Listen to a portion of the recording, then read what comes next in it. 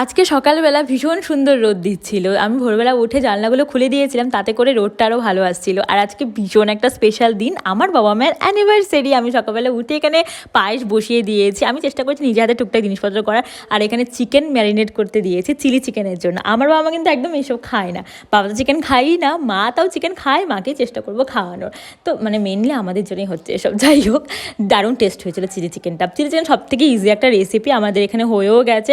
আমি একটুখানি ধনেপাতা দিয়েছিলাম ওপর দিয়ে, খেতে বেশ ভালো হয়েছিল। মা এখানে বানিয়েছিল ফ্রাইড রাইস। আজকে আমাদের লাঞ্চ জমিয়ে হয়েছিল। লাঞ্চ টাঞ্চ করে বিকেলের দিকে আমি কেক বানাবো, সেটারই ব্যাটার রেডি করছিলাম।